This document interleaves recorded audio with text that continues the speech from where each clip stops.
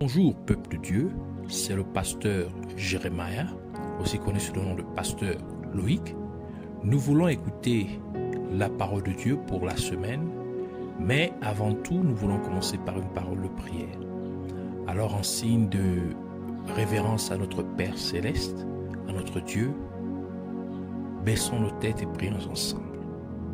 Père éternel, Dieu amour, Dieu de gloire, Abba Père, sois béni, sois honoré et glorifié. Merci pour cette énième opportunité que tu nous donnes de pouvoir nous recueillir dans ta présence.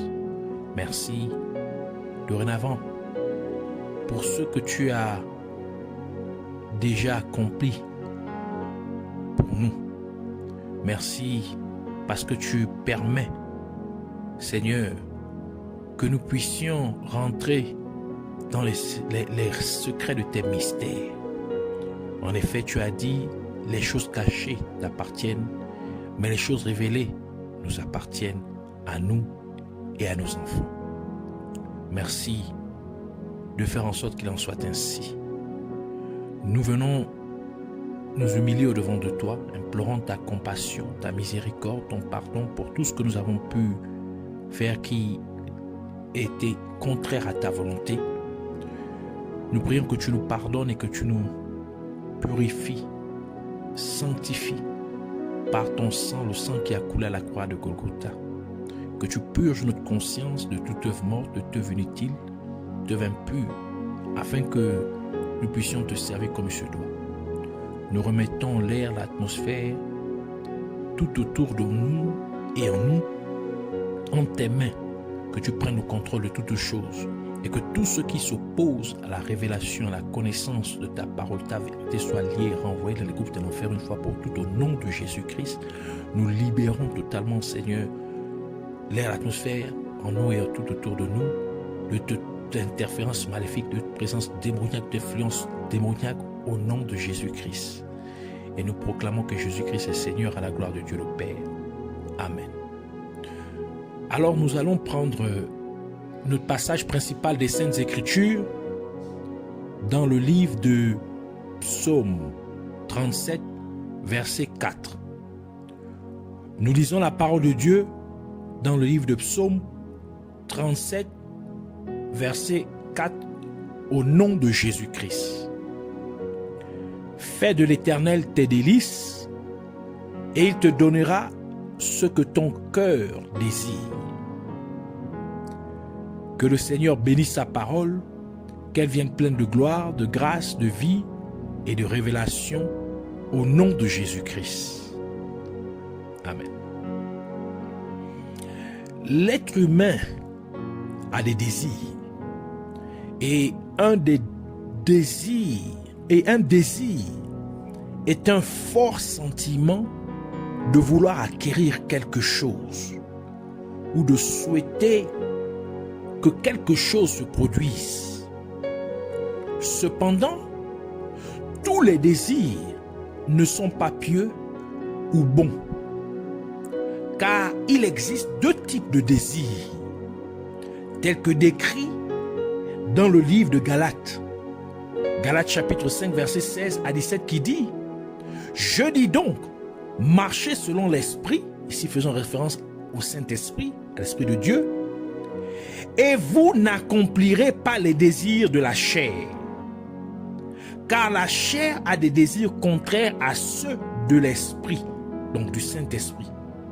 Et l'Esprit, c'est-à-dire le Saint-Esprit, en a de contraires à ceux de la chair. Ils sont opposés entre eux, afin que vous ne fassiez point ce que vous voudriez.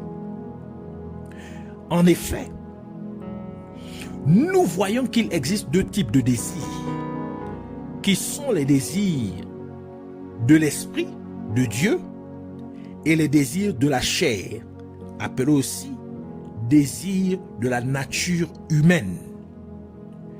Et nous remarquons également, à partir du verset biblique que nous venons de lire, que ces deux types de désirs sont contraires l'un à l'autre.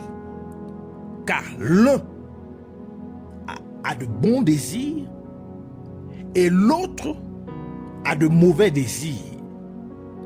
En d'autres termes, les désirs du Saint-Esprit, c'est-à-dire les désirs de l'Esprit de Dieu, sont bons, car Dieu est bon.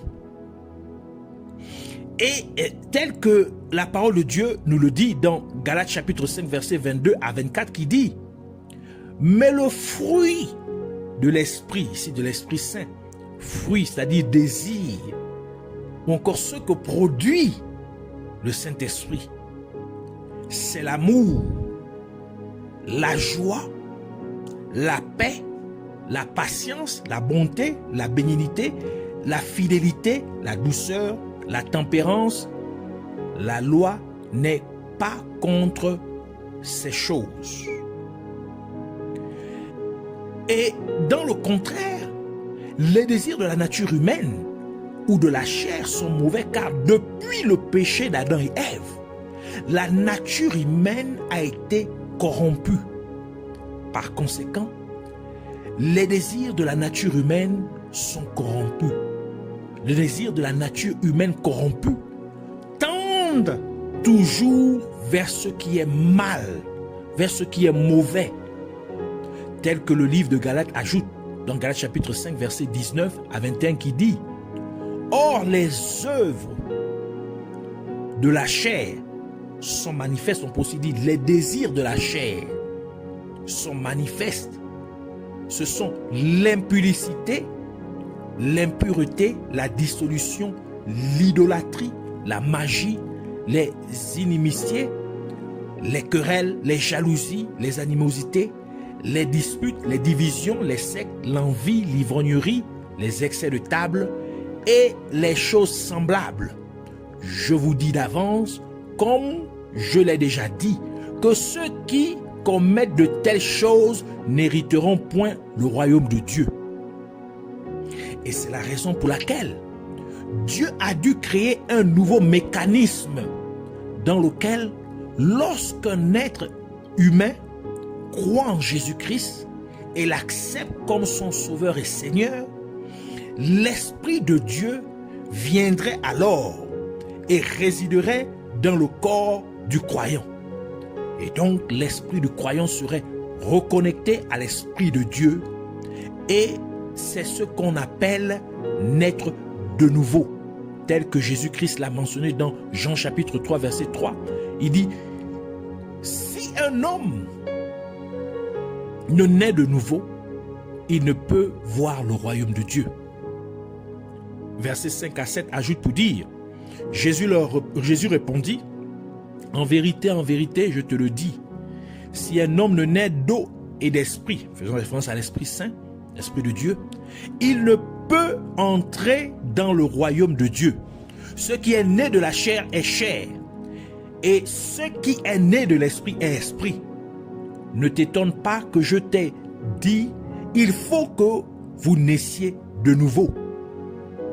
Et maintenant que l'esprit du croyant a été reconnecté à l'Esprit de Dieu, comme cela l'était avant qu'Adam et Ève eurent péché contre Dieu.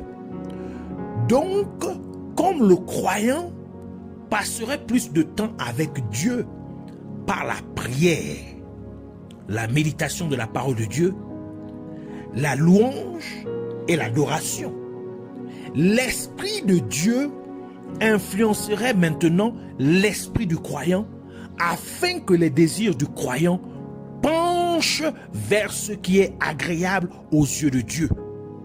Car des trois parties de l'être humain, c'est-à-dire du corps, de l'âme et de l'esprit, c'est l'esprit de l'être humain qui interagit avec l'Esprit de Dieu, tel que la parole de Dieu nous le dit dans Jean chapitre 4 verset 24 qui dit: Dieu est esprit et il faut que ceux qui l'adorent en esprit et en vérité.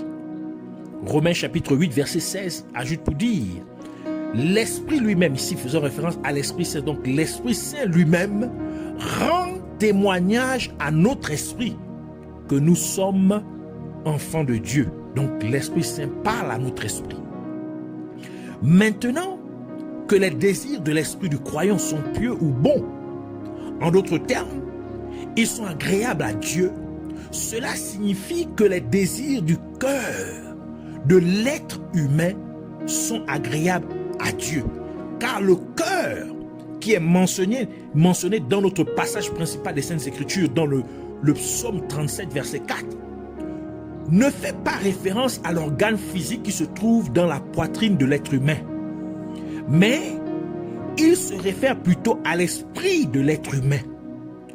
Cela signifie que plus le croyant interagit avec Dieu par la prière, la méditation de la parole de Dieu, la louange et l'adoration, plus l'esprit de Dieu convaincrait maintenant l'esprit du croyant de faire des choses qui sont agréables aux yeux de Dieu, parce que la personne ne marcherait plus selon les désirs de sa chair ou de sa nature humaine corrompue.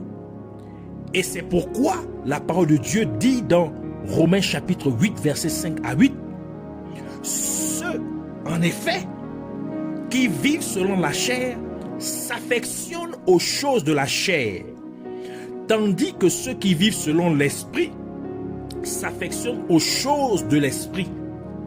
Et l'affection de la chair, c'est la mort, tandis que l'affection de l'esprit, donc les désirs de l'esprit, c'est la vie et la paix. Car l'affection, les désirs de la chair sont inimitiés contre Dieu, donc ennemis de Dieu, s'opposent à Dieu, parce qu'elle ne se soumet pas à la loi de Dieu et qu'elle ne le peut même pas. Or, ceux qui vivent selon la chair ne sauraient plaire à Dieu. C'est donc la clé pour se délecter dans le Seigneur, c'est-à-dire de faire de l'Éternel ses délices. Et c'est la raison pour laquelle la personne qui fait de l'Éternel ses délices, Dieu donnerait à une telle personne ce que la personne désire dans son cœur. Et c'est parce que la personne ne désire dans son cœur que plaire à Dieu. Par conséquent, la personne aurait fait des désirs de Dieu ses propres désirs.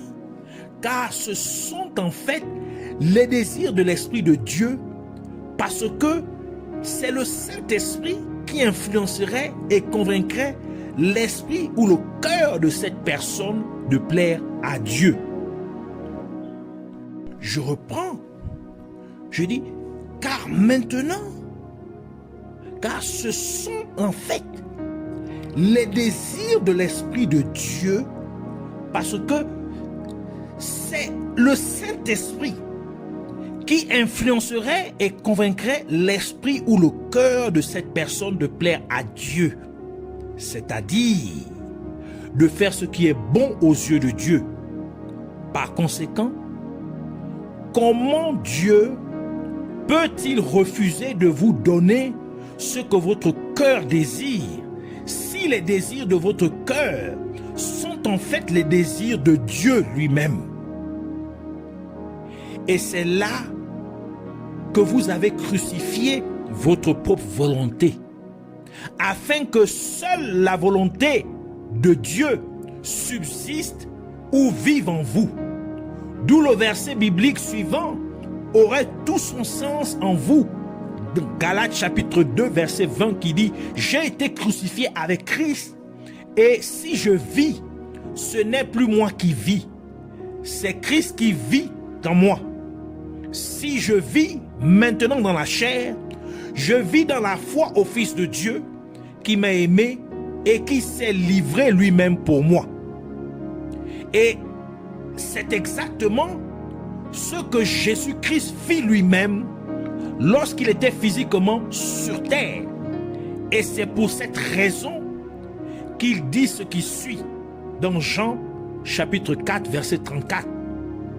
Jésus leur dit: « Ma nourriture, c'est de faire la volonté de celui qui m'a envoyé et d'accomplir son œuvre.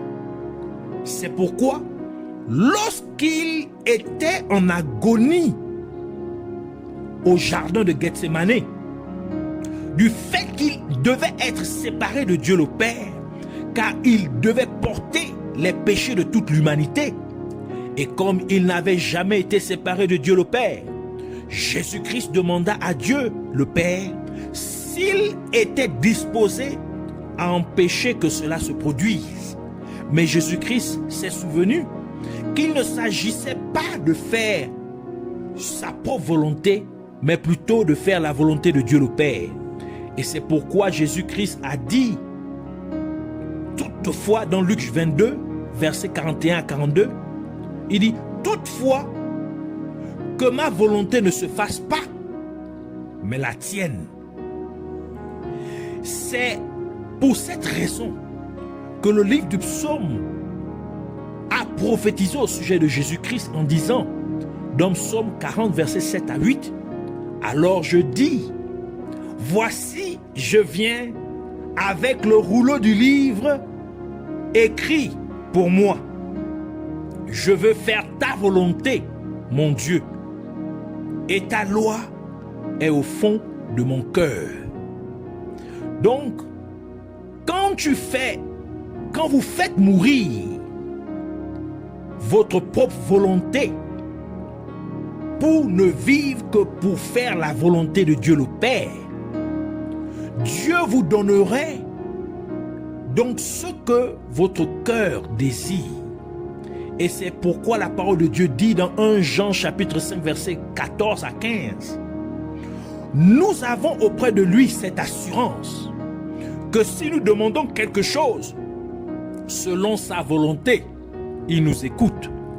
Et si nous savons qu'il nous écoute, quelque chose que nous demandions, nous savons que nous possédons la chose que nous lui avons demandé.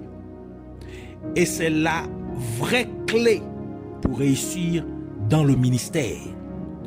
Vous devez vous assurer que vous aviez crucifié votre propre volonté, afin que, en tant que serviteur de Dieu, vous fassiez toujours la volonté de Dieu. Ce qui signifie que vous faites toujours ce que Dieu désire. Et c'est pourquoi David a réussi en tant que serviteur de Dieu. Et Dieu a même témoigné ce qui suit de David. Dans Actes chapitre 13, verset 22, dernière partie, il dit, j'ai trouvé David, fils d'Isaïe, homme selon mon cœur, qui accomplira toutes mes volontés. Par conséquent, Dieu dit de David, un homme selon mon cœur, parce que David avait fait de Dieu ses délices. En d'autres termes, David avait mis de côté ses propres désirs personnels. Il avait crucifié sa propre volonté de sorte que sa volonté était maintenant de faire la volonté de Dieu. Son désir était maintenant d'accomplir les désirs de Dieu. Et cette vérité ou principe profond, c'est ce que Jésus-Christ disait, en fait, lorsqu'il enseigna à ses disciples comment prier en disant ce qui suit. Dans Matthieu chapitre 6, verset 10, il dit, que ton règne vienne, que ta volonté soit faite sur la terre comme au ciel. Tout cela, c'est pour dire qu'il devrait toujours s'agir de la volonté de Dieu et non de notre propre volonté. Il devrait toujours s'agir de faire ce que Dieu désire et non nos propres désirs. Il devrait toujours s'agir de plaire à Dieu et non d'essayer de plaire à soi-même. C'est en fait ce que signifie faire de l'Éternel ses délices. Et le résultat serait que Dieu vous donnerait ce que votre cœur désire. Lorsque vous fabriquez un pot, vous en tant que potier, ne transmettriez-vous pas votre volonté ou vos désirs au pot que vous avez fait? Par conséquent, le pot créé n'a pas de volonté ou de désir propre, mais il exécute la volonté ou les désirs de son créateur, le potier que vous êtes. Et c'est le principe même, et c'est ce principe même que Dieu le Créateur applique ou a établi avec sa créature, l'être humain. Cependant, Dieu n'a pas voulu forcer l'être humain à faire ses désirs. Et c'est la raison pour laquelle Dieu a donné à l'être humain une volonté propre à l'être humain, afin que l'être humain choisisse de sa propre volonté s'il veut faire ou accomplir la volonté ou les désirs de Dieu et y demeurer ou non. Lorsque les désirs du cœur sont satisfaits ou exaucés, cela vivifie la personne, car cela rend plein de joie. Cela rend la personne heureuse, contente, remplie de joie. C'est pourquoi le livre de Proverbes dit, dans Proverbes chapitre 13, verset 12, « Un espoir différé rend le cœur malade, mais un désir accompli est un arbre de vie. » Et encore, c'est pour cette raison que Jésus-Christ a dit ce qui suit à ses disciples dans Jean chapitre 16, verset 24. « Jusqu'à présent, vous n'avez rien demandé en mon nom. Demandez et vous recevrez, afin que votre joie soit parfaite. » C'est pourquoi Dieu veut que vous soyez toujours vivifiés. Dieu veut que vous soyez plein de vie. Dieu veut que vous soyez toujours joyeux. La volonté de Dieu pour vous est que vous soyez un arbre de vie en ayant les désirs de votre cœur exaucés. Ainsi, Jésus-Christ a dit dans Jean chapitre 10, verset 10, dans la dernière partie, il dit, « Moi, je suis venu afin que les brebis aient la vie et qu'elles soient dans l'abondance. » Ainsi, le livre du psaume ajoute pour dire, dans Psaume 21, verset 1 à 4, « Éternel, le roi se réjouit de ta protection puissante. Oh, comme ton secours le remplit d'allégresse. Tu lui as donné ce que désirait son cœur, et tu n'as pas refusé ce que demandaient ses lèvres. Car tu l'as prévenu par les bénédictions de ta grâce. Tu as mis sur sa tête une couronne d'or pur. Il te demandait